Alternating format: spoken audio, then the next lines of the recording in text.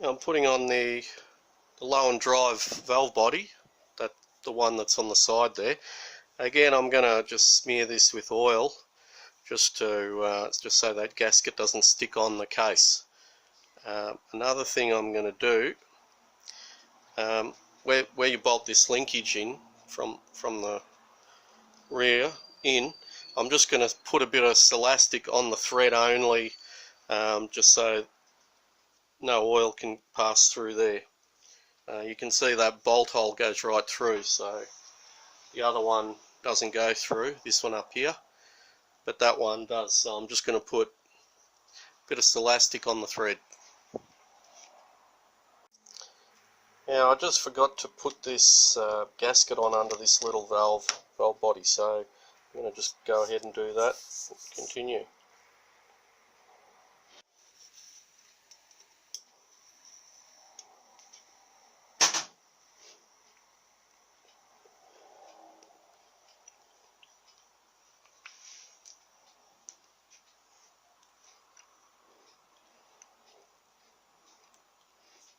Make sure all the holes in the gasket are in the right place.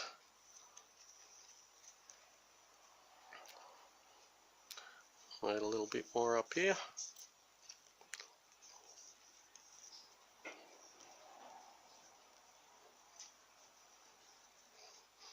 Of course, if you don't want it to stick to either side, you just put oil on both sides, just a thin bead.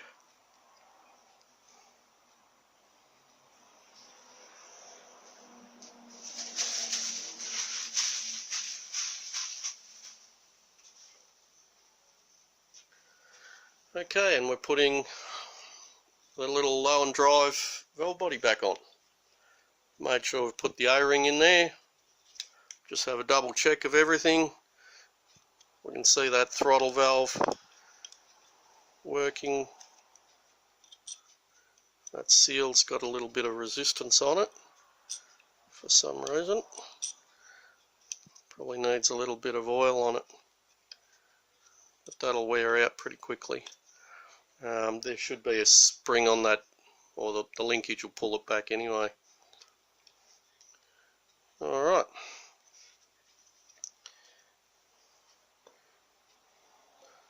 That just flops on there like so. These ports here on this side are the ones that are important to seal for pressure sake. These over here are just to stop the oil from leaking out. You can see that. Just a little cover, stop the dust from going in. I'm just going to put a drop of oil there just so it can lubricate that a little bit as well.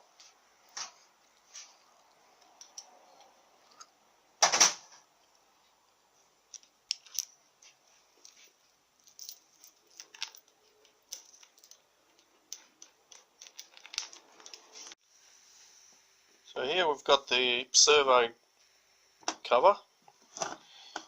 We'll just check this little valve. There's what's called a lube bypass disc and spring. There must be oil flow coming through here and allowing it to go through and not come back that way. So there's a little disc and spring in there. The way you can do it, you can just see, put a little bit of solvent in there and just see if it's holding. And you can see it's actually holding a little for now. It's just running away now.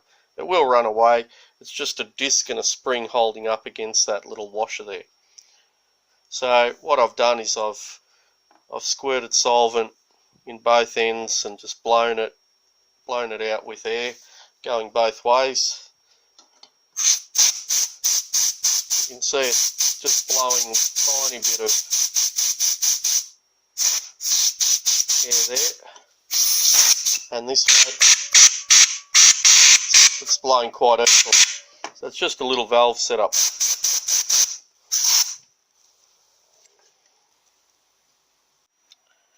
Okay, this diagram of the valve that goes in the servo cover. From that diagram, it's a little bit hard to actually tell how it goes. It doesn't have that little spring guide that goes in the case. That's on one diagram that we've got. And here's the other diagram we have. This is from a servo cover that has a modulator. This transmission we have doesn't have a modulator on it, but it's basically the same sort of valve. So I'll just show you how it goes in this transmission, and we'll go from there. So basically the way it goes, we'll start from the end that goes into the servo cover. There's a little spring seat, this valve spring seat, which is that one.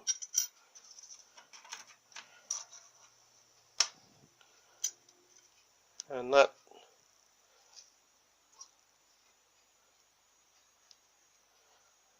where's my other spring? Just rolled over here. So that little valve seat sits inside the cover there, like so.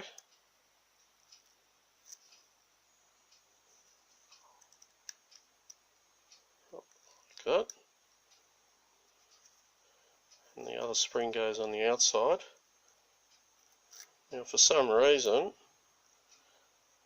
the spring's actually wider on one side, and the hole is smaller. Now that's because that side locates on that little circlip there on that valve. So if we put that in first, the larger spring in, make sure the wider bit goes in on that spring guide. Then we have the little pressure regulator reverse boost valve. The circlip actually goes up against that, so it goes in like so. That valve doesn't matter which way it goes, it's exactly the same on both sides. So if there's a worn side on one side, you can flip it over.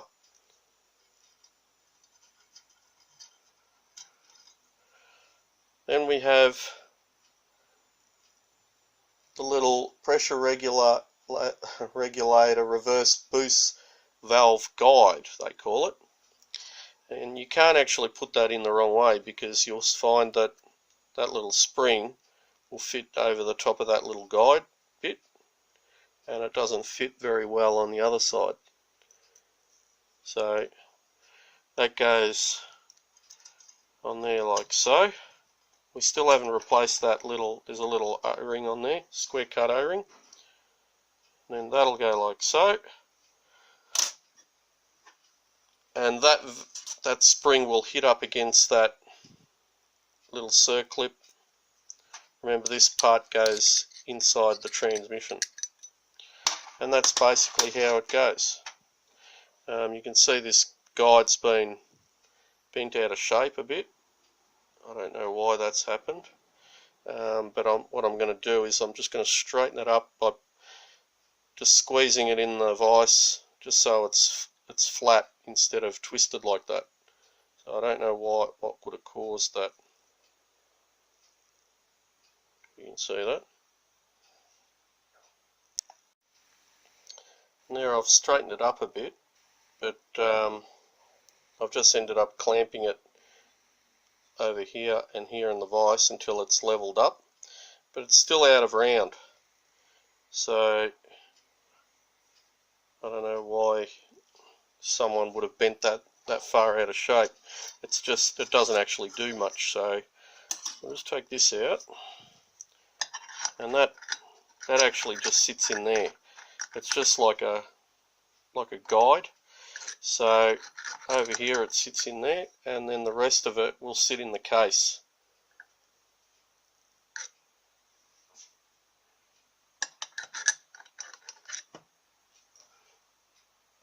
And there, I fixed that up a little bit, just made it more round. So just by squeezing it in the vise until I got it fairly round by eye. If you have a look, that just sits in there like so. So you want to make sure it's not too sloppy, but just locates in there okay. flip it around the other way as well. I've just put that valve on a little bit of rubber tubing. It's actually off a spark plug. And we just make sure that that's shuttling through quite nicely.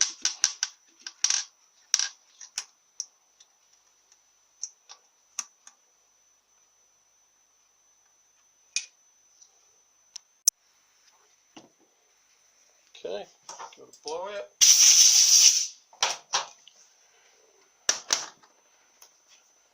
And the spring, the valve, I just pushed it in there just to make sure. What I did was I measured the height that it goes in without the spring, and that's about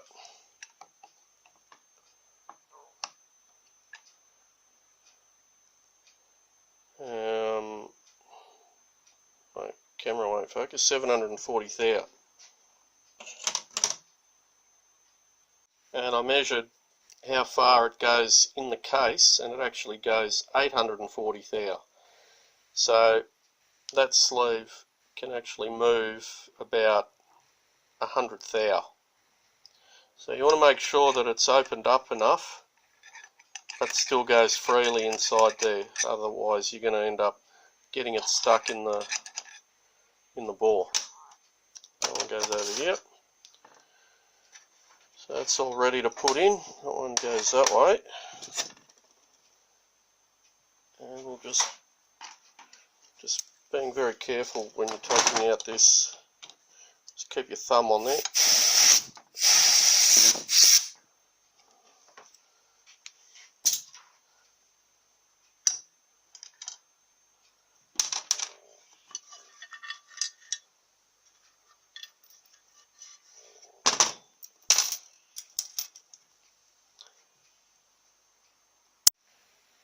We've got our trusty tool, getting seals out. We just poke it in there, slowly work it till you get under it, and there we go. You can see it's going to pop out now, and just rotate it around. The seal's really hardened, so it is a bit hard to get it off. Might even have to cut it or break it to get it off. It's going to come out. There we go.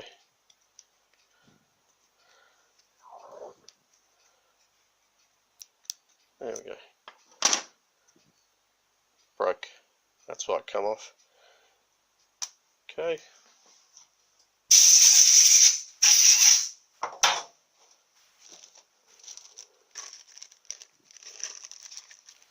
And it'll be that one.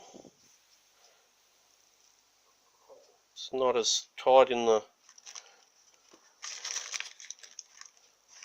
with that little lip seal.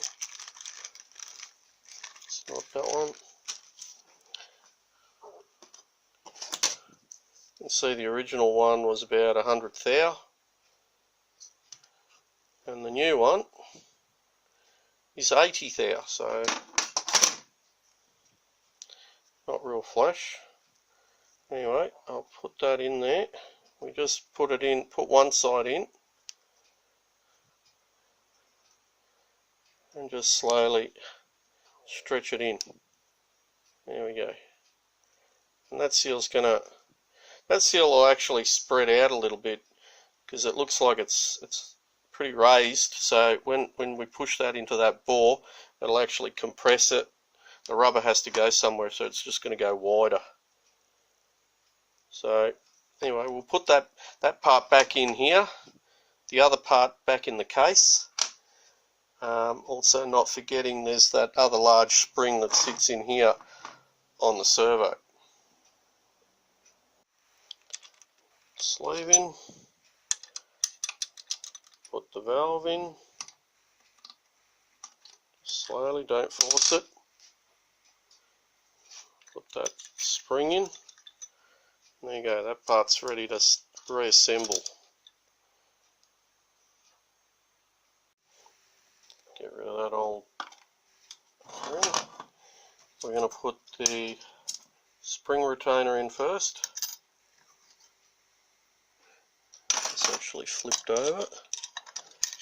It's flipped over upside down, so the way you can do it, just place it on a screwdriver and then you know the screwdriver will guide it down the proper way. Making sure we've got the wider end of that spring in there and the narrow end on there.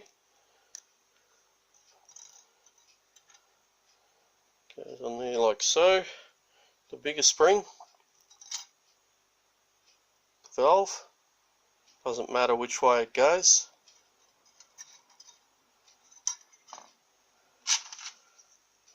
And then we have this part, remembering that that little part goes toward that, or just holds that spring that goes in the case. So it goes down that way. I'm going to put a little bit of Vaseline on there, that seal, so it goes in a little bit easier.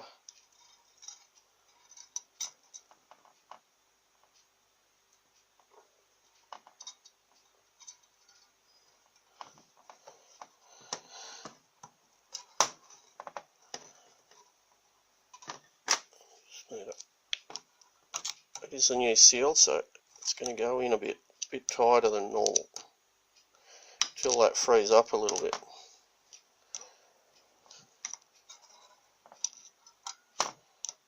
Probably could actually push it in with that sleeve just so it goes down, but there you go, that's how it sits.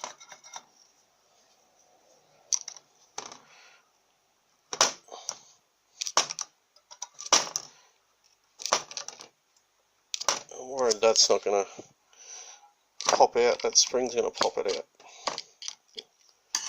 Alright, also got the other servo spring that goes in here, and that part's ready to be put back on the case. We're just going to readjust that band first, the rear band, and then we can put that back on. Now I've actually got that sleeve and I'm just going to push it down as far as it will go, but it's actually popping out a little bit, so as we're bolting that down we'll just make sure we're doing it evenly so it goes down nice and flush. That's probably what actually bent that sleeve. If someone was bolting it down unevenly, it might have pressed more on one side.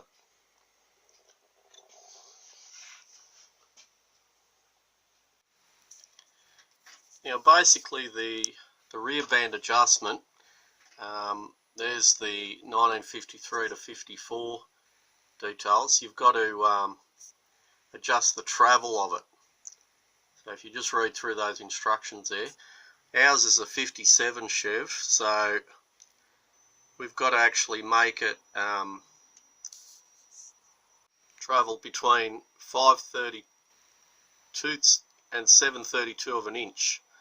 So basically the way we do that is we push the band right in, measure it in the bore, and then back it right off, let it right off, and then see how far it's travelling. So they're the instructions there. I'm just going to do it now on the transmission. So, and basically 5/32 is 4 mil, and 7/32 is about 5.55 or 5.6 mil. So if you get the travel in between that 4 and 5.5 mil, you've got it adjusted. Now since we've got the transmission out, we're not doing it in the vehicle, what you can do is you can just rotate the output shaft and tighten this up till you feel the resistance. It's just starting to grip the band, and then go 1/4 of a turn in, and then we're just going to back it off until we get that same travel, 5/32 to 7/32 or 4 mil to 5.5 mil. So you just need to measure up how much travel is in the bore. You have to keep re-measuring with it where it is when you readjust it, pushed all the way down, and also then you have to just lever it out with a pair of multi-grips or some of those lock pliers and pull it. As you pull it out, just measure, and the difference in travel should be about between 4 and 5.5 mil. Basically what it is, you tighten it up till the output shaft's not spinning, and then back off 2 turns. That'll get you pretty close to where it should be, and then you just fine tune it from there. Now we go. We've adjusted it up and we've got about 4.3 mil difference if we measure it. A little bit tricky to do.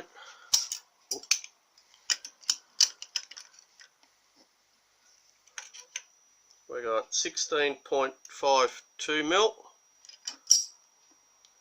travelling to 20.7.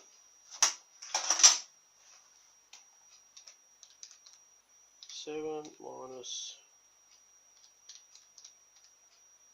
about 4.5 mil, and that's okay. Now we're going to tighten this up to what it said in the book, I think 20 to 25 foot-pound, and we can put the cover back on. Now we've put that on. These springs will actually, because when you're doing it in the car, that's why they need to have this sort of clip onto that. There we go, and that'll hold there. Okay, that spring will hold on the servo there. If you can imagine this being on the side of the car, you don't want that sort of falling out of place all the time. So you just have to pop it onto that piston. And we've done this up. We've put the valve back in, ready to go on. That sleeve will act as a guide when it goes on, and very important to, when you're bolting it down, to make sure you're going evenly, just so we don't end up bending that.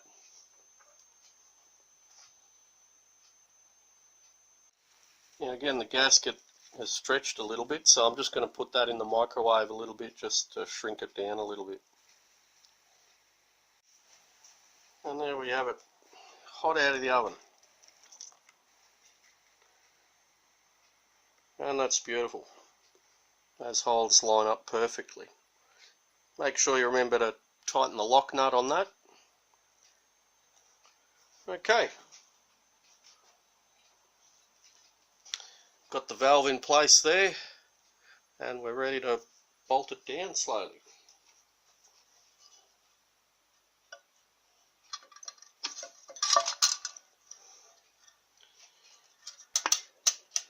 Now there is a fair bit of tension there. All the bolts are the same length, so that's a little bit lucky. And I'm just going to put one corner on there, and another corner on here. Okay, now I can put the rest of the bolts on.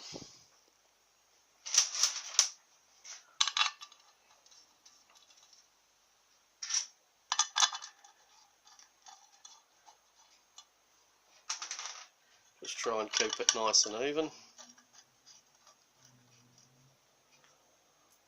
Actually, what I forgot to do is put oil on one side. Decide which side is better for you, for it to not stick on, and put it on this. I'm actually going to put oil on the case, so the gasket sits on this cover if anyone has to remove it to readjust that band. I'll just quickly do that and just get back to this position.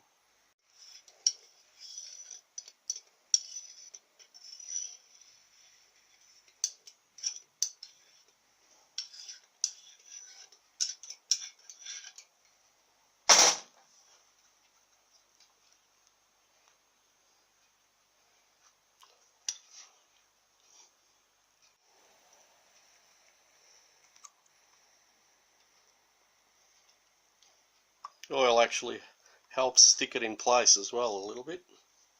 So ready to put that side cover on again. We've had to dig deep for our little band adjustment tool. And basically 5 foot-pound is about 60 inch-pound, so 7 foot-pound is about 85 inch-pound. So I don't think it's that critical when it's got those sort of tolerances. So I'm going to go 70 inch-pound, and we just do it up. We just make sure that lock nut's not spinning and tightening up on us.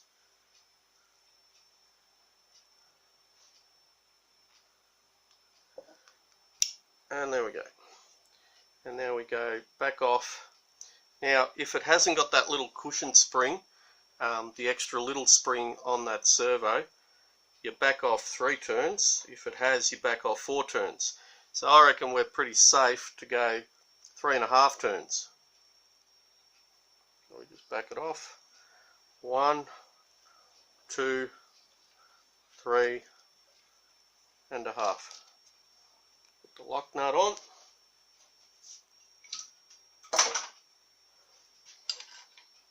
Tighten this up a little bit. Sometimes when you're tightening it up, it will continue to tighten. When you go to tighten the lock nut, it'll turn it. Right. Tighten that up, and there we go. Front bed is adjusted. We'll just tap in the little, I'll just clean that up a bit. Maybe just put a little bit of Celastic around the outside of it, just so it seals in there nicely, and it'll help hold it in there. And we just tap that in there. But that, if you're wondering what that cap was, that's for the band adjustment.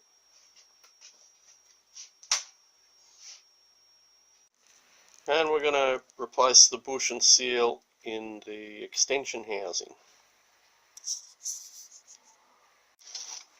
Okay, we're just going to pull the seal out with our slide hammer.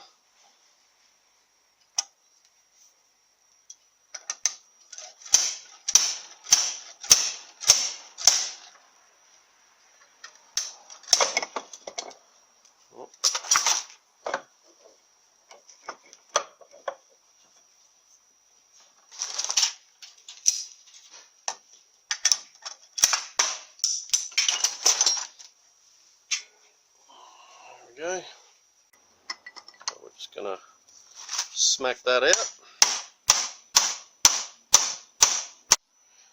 Now our speedo's on the left hand side here on this vehicle, so we're just going to make sure that the lubricating grooves, or one lubricating groove, is on the bottom there, which will be this side. I'm pretty sure you can actually swap this extension housing right around 180 degrees, whether you want the speedo to be coming in the left side or in the right side.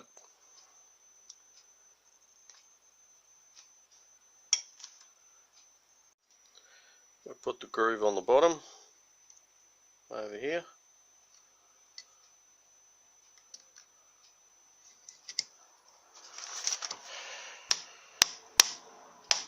Try and get it nice and started evenly.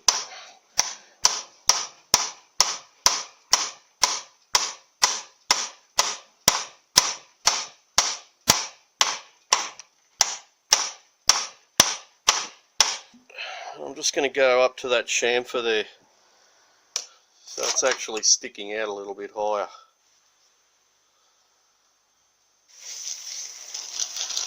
And we've got the new seal.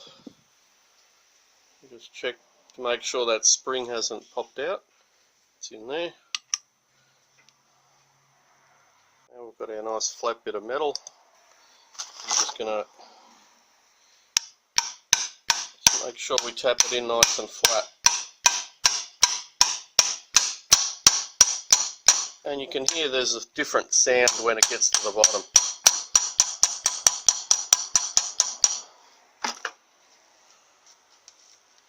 There we go. Just check inside, make sure the spring's still intact. And I've gone as far as we can out this way with that bush, just so there's more support there on the yoke.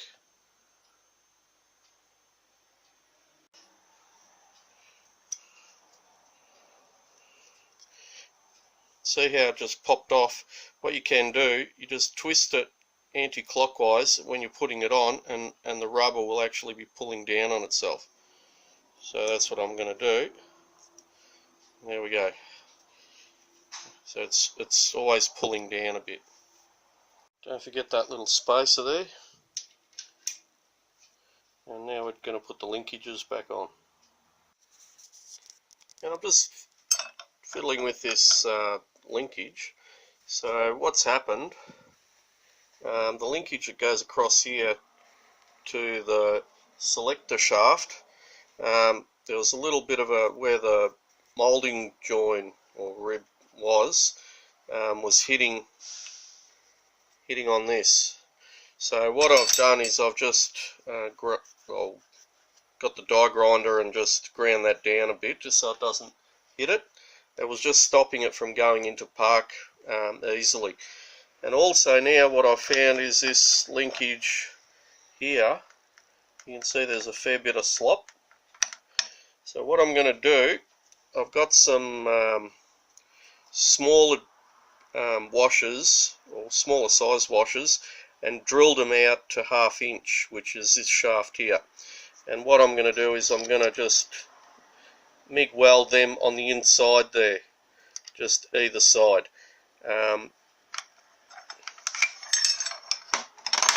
Yeah, you can see where it's been sitting and it's worn there. So by welding those 2 washers in there, that's just going to sit on a new spot where it hasn't been worn yet. So that should last a little while. If you can find the thickest washers you can, just so there's more surface area running on there. I'm just going to do that now, and then we can put that part together. And there's a little pin there that it runs on. You can see that it's actually worn quite a bit on one side. Camera won't focus when it's too close, but it has like a twisting effect, so it's actually more worn on one side than the other. So you can see that little step there on the end of it there. So if we're able to flip it over as well, the only way you can do that is actually by putting a thicker washer in here, just so when you do it up, it just sits in a different spot. So I'm just going to weld those 2 washers that I've put on there on the inside, and then if anyone needs to ever remove them, they can just cut that weld. So you can see how worn that is. It's really wriggling around. I've also bent this out a little bit just so that end circlip sits right on the end of it. You can see that. It was a little bit collapsed. Somebody probably just tried to squash it down to do a temporary repair on it. Or alternatively, another thing you could do, just to get it sitting on a new spot, is just machine this nut down a bit, and that will just push the whole thing over a little bit. But you'd have to go the thickness of that there. So it's another little option you could do, I suppose.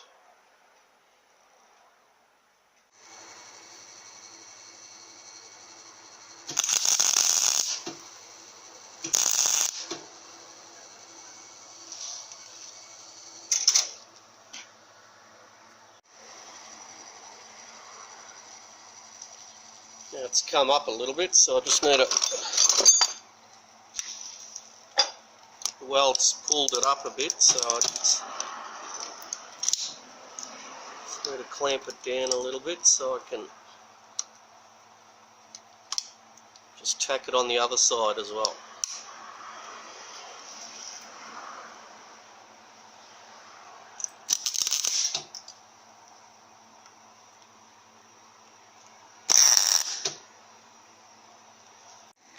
That's already a lot tighter. Now I'm just going to do the same on the opposite side, the other washer.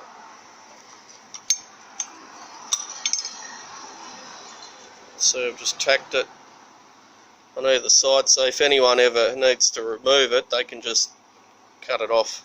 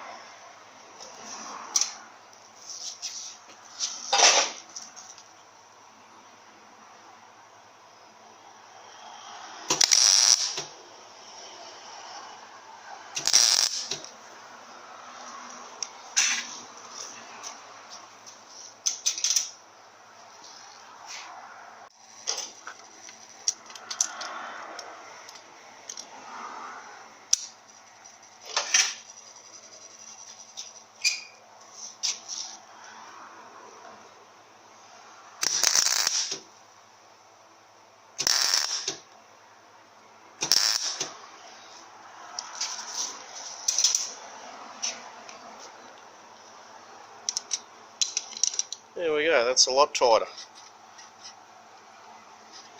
Like new now.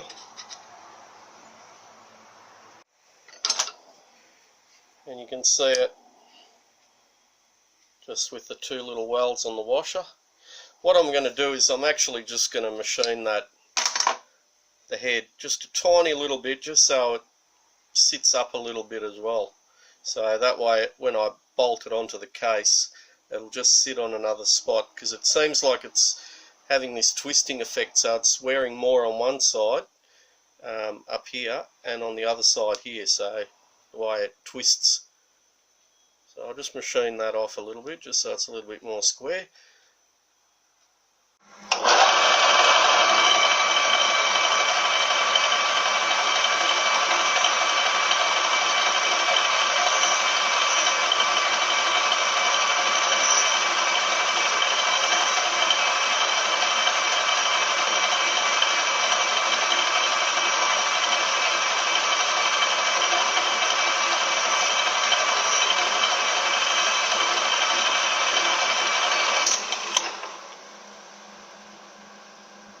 And that's probably enough. You can see I've just barely machined it. So that'll just allow that to, when it bolts up, just to sit in a new spot. So it'll be like it's brand new. I don't know if you can see that, there's like a little bit of a groove. I'll just buff it up and you'll see what I mean. Yeah, I've just buffed it up so you can see how it's worn just on one half there, and then on this half here over here. So it just saves making a whole new piece there. You will get a bit more life out of it. It doesn't seem to wear in the middle there, so now it'll be sitting a little bit more towards that hex there.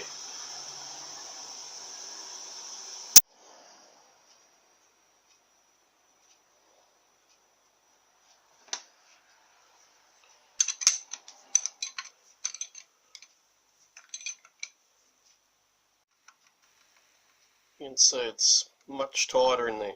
I've also just opened this up a little bit just so it sits exactly level with that slot in there when I put that circlip back on,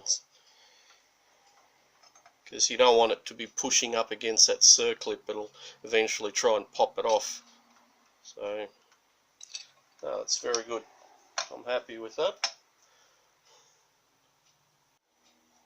That little linkage, you can see there's a little arrow showing that it's up, so that's up towards the case, and we just put that one in there.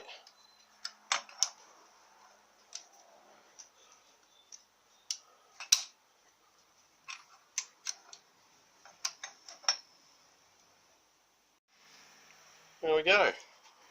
See, that's nice and tight. We've got park, reverse, neutral, drive first.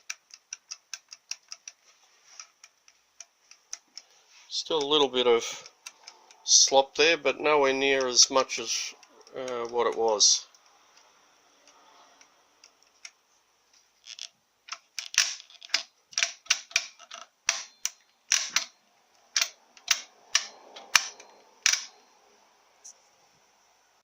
Okay, now I'm going to put an extra little, I found a thin little washer here, and that'll take up a bit of that slop in that linkage there.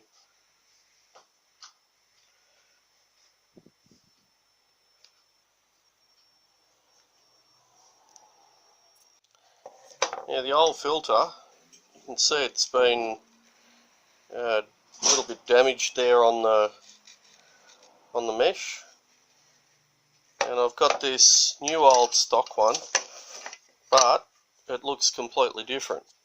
It's actually the same filter though, and when you put them side by side, you can see that the mount's the same. It's just this, you've probably got a bit more surface area being filtered with this one. And we're just going to manoeuvre it in. Just need to give it a bit of a twist. There we go. Line up where it goes, and put those two little bolts back in.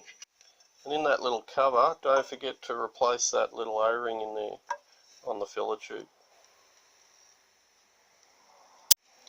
There we go. Got the filter in, you can see that.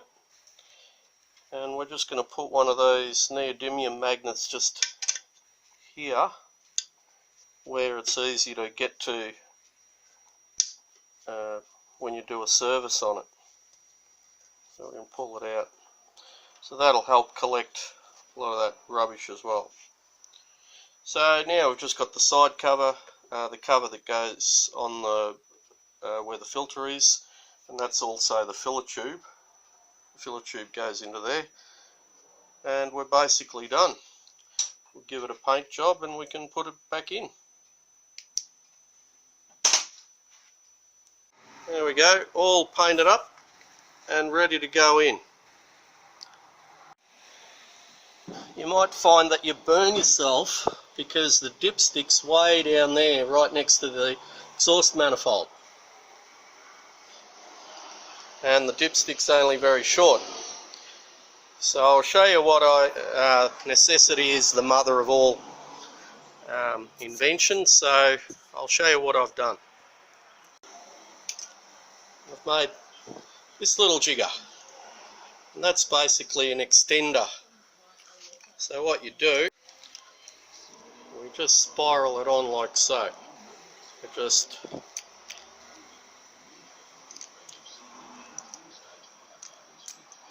spirals on, and then at the end I've got this little bit that just clicks in there, just so you might need to get a pair of pliers just to lock that bit in there.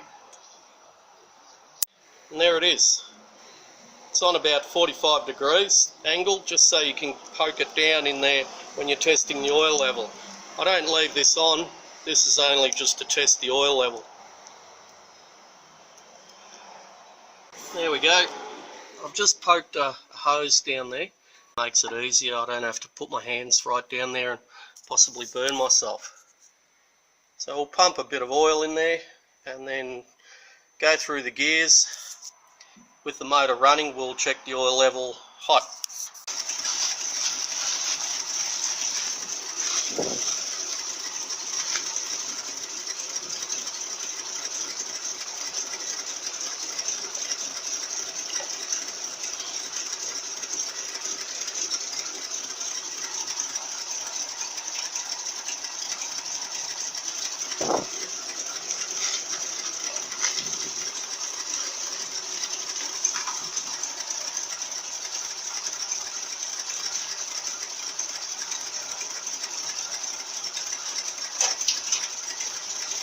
Now we get our modified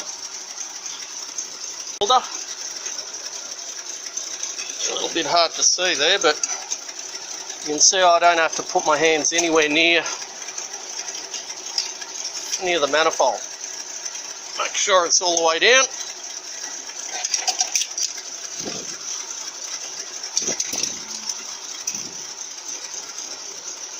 There we go. Right on the right mark. So temporarily I'll just leave that. I'll take it for a run.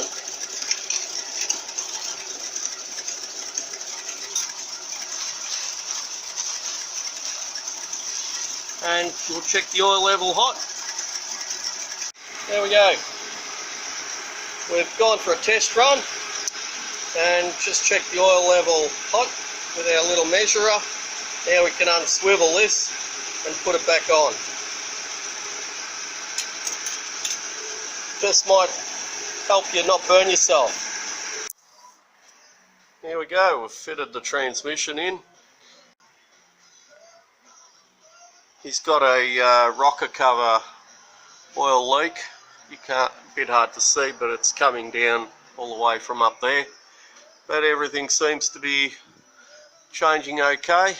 We had to readjust the throttle linkage there a little bit, and the ratio needs to be worked on. I think we need to just extend this rod a little bit. When they welded that bar, they probably made it a little bit too short, so just so the ratio matches up on the column shift. But we fixed this linkage here, and that's selecting much better. Anyway, I hope that's helped someone get a few ideas on doing the job themselves. Thank you for watching.